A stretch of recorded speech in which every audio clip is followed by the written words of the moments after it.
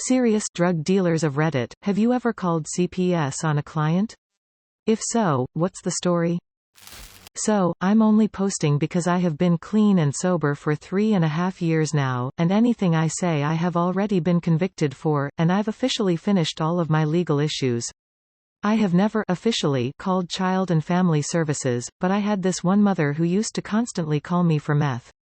And I had never been to her house before. I was a bit of a sketchbag and didn't trust anybody, but after a few months I built a relationship with her where I felt at ease going to her house. When I went to go drop some off, it was child tax day. I never knew she was a mother, normally not an issue for me. I could not care less. I walked into the house and the smell was unbelievable: cigarettes, sweat, shit and piss. There was broken glass on the floor. 12-inch burn circles on the floor, poop on the floors. The TV was smashed, the bathroom door was literally torn off and in the hallway. I has seen a little toddler that was walking around with no diaper on. He had his own poop all over him. He was so malnourished he was gray. The mother came to give me her money and I took the bag of meth I had, put it in my pocket, and I told her to buy some diapers for her kid. I told her that she would have to find her dope somewhere else, and walked away. A good friend of mine who had always tried to help me out was a social worker. And I told her who she was and where she lived, and gave her some details so she could make a final decision. I'll always remember that kid. The last I heard he had been taken away, and the mother was in jail. I wish him the best of luck in this cruel world. Edit. Thank you all so much for the support. I didn't expect for this to blow up as much as it did. I love and appreciate all of you. Second edit, I want everybody to know that I understand I was not a good guy. I know that this one incident does not make everything I did magically disappear.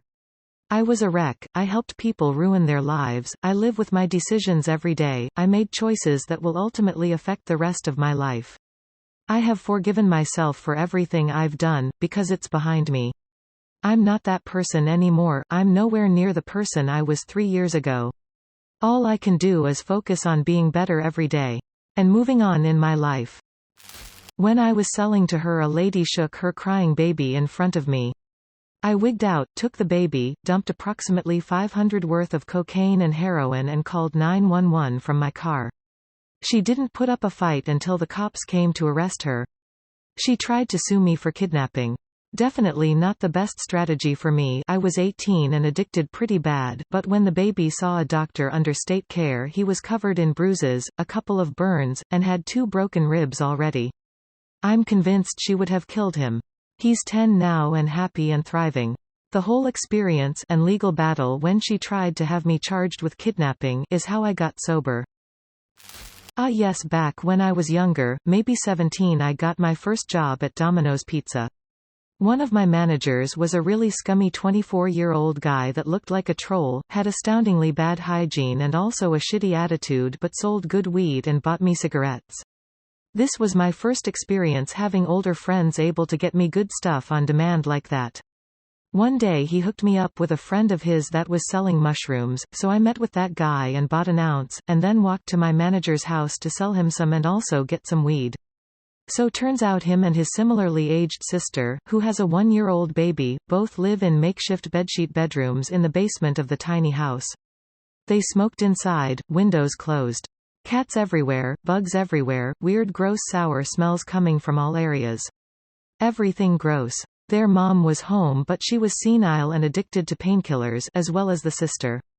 So we did the trade downstairs, and when I go back upstairs I go to the kitchen to throw some stuff away and I see the baby in a high chair. Eating a pack of cigarettes. He's just sitting there tearing them open and putting in his mouth and spitting it out. I ran downstairs and told the sister and she just started yelling, "Mom.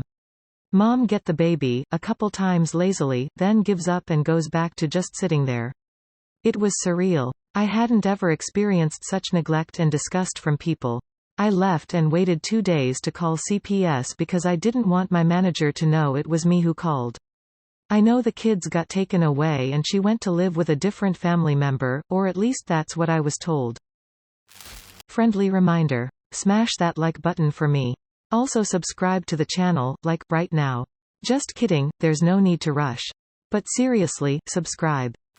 I used to sell weed, X, and K around 20 years back, and I had a regular that would come to see me like clockwork every weekend.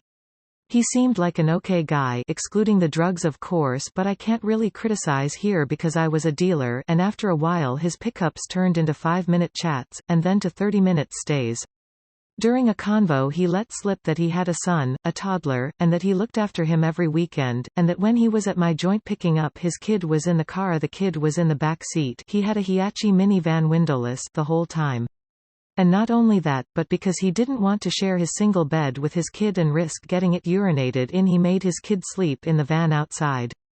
But it's okay. Because it was locked and parked in the backyard, so the kid was safe. As soon as he let it slip, he was done as a customer. I told him to GTFO and never come back on the threat of a severe beating. He threatened to rat me to the cops. I told him that my suppliers saw me as a decent source of income and wouldn't take it very well.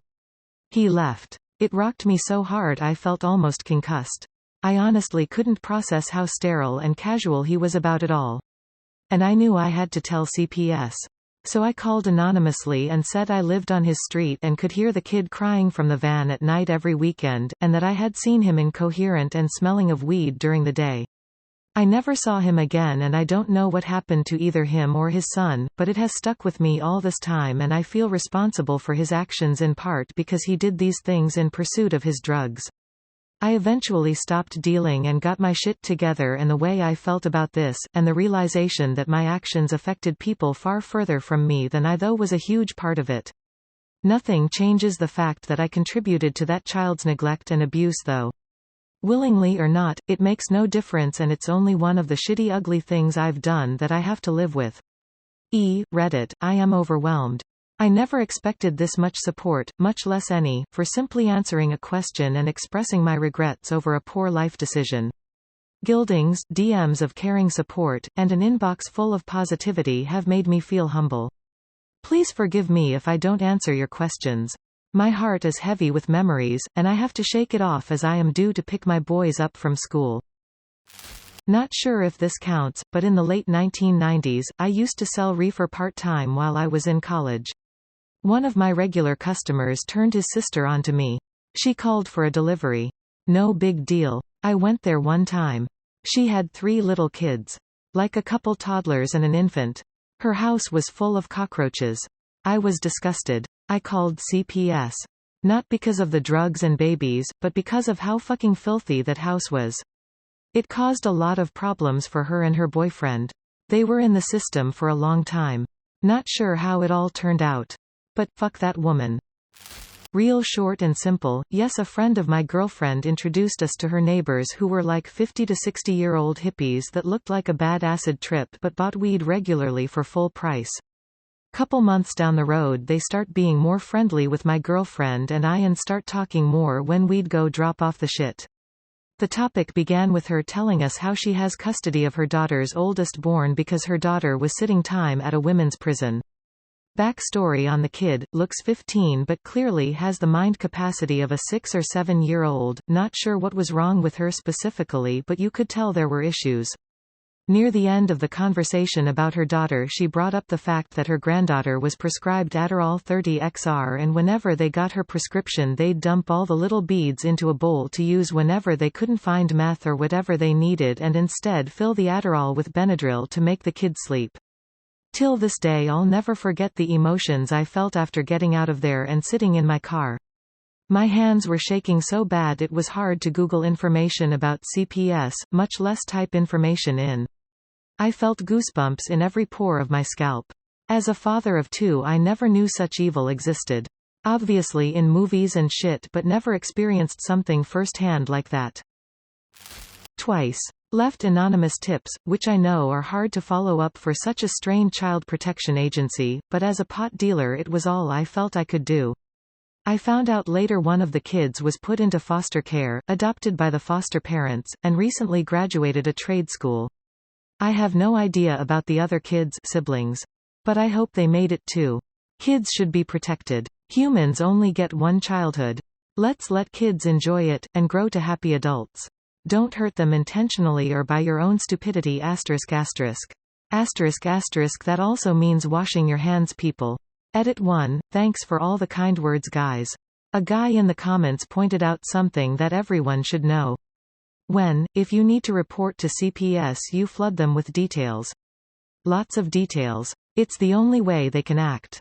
A one-sentence tip won't cut it. I used to deal way back when I was a hot mess in an extremely abusive relationship. I called CPS on not only one person, but 6. The one that sticks with me most though, not only because of the severity but because I called twice, was this couple who used to pick up from me at a laundromat, and we ended up seeing each other often enough I felt okay to go to their place. I was so fucking floored when I stepped through that door. I kid you not, they had taken up all the carpeting in the house, and had torn down the walls to get at the copper wiring and pipes. They had no electricity or running water.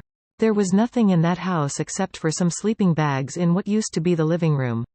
And then I noticed a nest of blankets with bright blue eyes peering at me over the pile and realized that there was a toddler and a small child no more than 5.